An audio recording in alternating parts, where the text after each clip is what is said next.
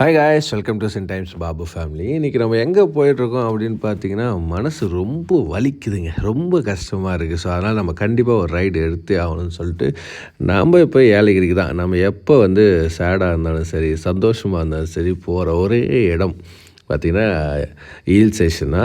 அது பார்த்திங்கன்னா நம்மளை சுற்றி நிறையாவே இருக்குது. ஸோ இன்றைக்கி நம்ம செலக்ட் பண்ணிக்கிறது ஏலகிரி ஹில்ஸ். சரி, ரொம்ப மனசு ரொம்ப இதுவாக வந்தாலே நம்ம நிறைய சாப்பிடுவோம், இல்லைனா வந்து ஒரு ட்ராவல் பண்ணுவோம். ஸோ இன்றைக்கி அதுக்காக தான் வந்து பார்த்திங்கன்னா நம்ம ஏலகிரி ஹில்ஸ் வந்து நம்ம ரைட் பண்ணலாம் அப்படின்னு ஒரு பிளான் பண்ணிவிட்டு, ஸோ நாமளும் வண்டி எடுத்துன்னு போயிட்டு அப்படியே பிரியாணி, சிக்கன், ஸோ இதெல்லாம் வாங்கிட்டு ரைட் பண்ணால் போதாது. ஸோ ஏலகிரி மேலே ஒரு டேம் இருக்குது, சின்னதாக ஒரு செக் டேம் மாதிரி ஒன்று இருக்குது. ஸோ அந்த டேமை போயிட்டு நம்ம ஒரு பிரியாணி, சிக்கன்லாம் சாப்பிட்லாம் அப்படின்னு சொல்லிட்டு நாமளும் வந்து திருப்பத்தூரில் கொஞ்சம் ஃபேமஸான, ரொம்ப டேஸ்ட்டெல்லாம் இருக்குதுன்னு சொல்ல முடியாது, அந்த பிரியாணியை வாங்கிட்டு நம்ம கிளம்பிட்டோம்.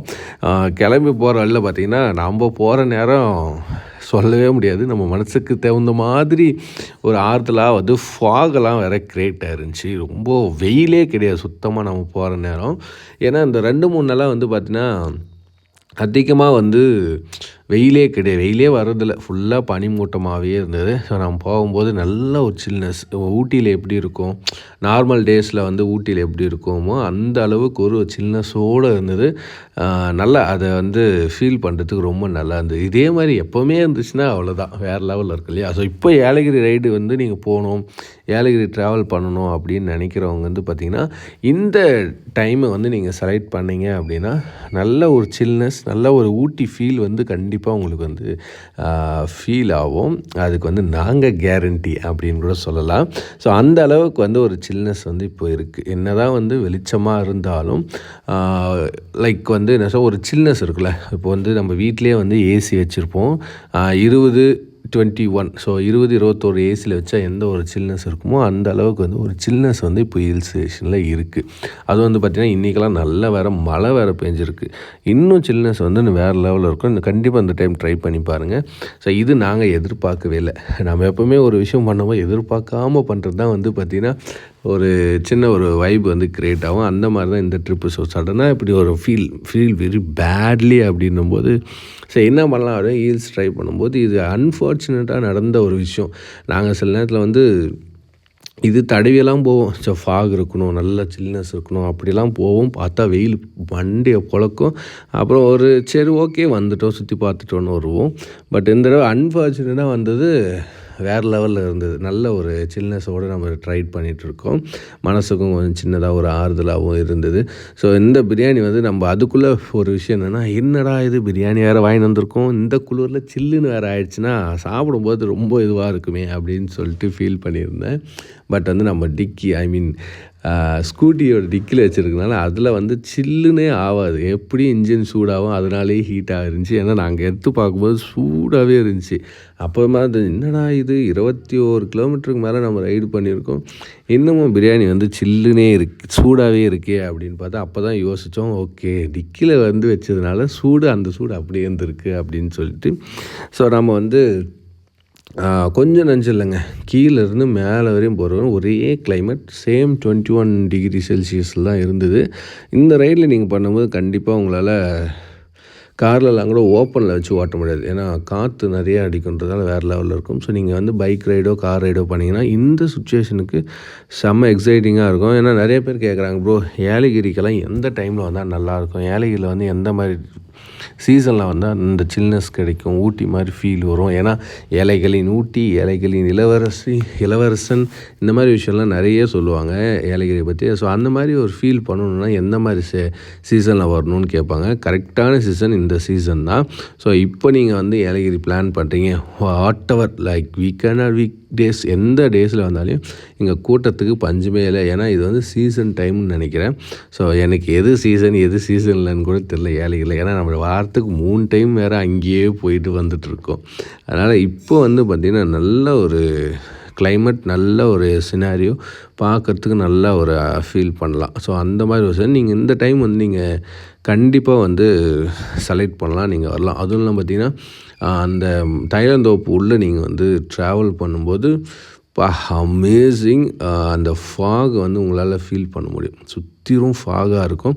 இப்போ டேஸில் வந்து இப்படி இருக்குது. இதே நீங்கள் வந்து மார்னிங் ஒரு 5 to 6, 7 o'clock வரீங்க, இல்லை ஈவினிங் 6, 7 o'clock போகிறீங்கன்னா எதிரில் இருக்கிற ஆளே தெரிய மாட்டாங்க. அந்த அளவுக்கு வந்து ஒரு ஃபாக் வந்து அப்படியே கிரியேட் ஆகிருக்கும். அதை பார்க்கும்போது மனம் கொள்ளை போகுதே அப்படின்னு கூட சொல்லுவீங்க. அந்த மாதிரி பாட்டு பாட கூட ஆரம்பிச்சிருவீங்க.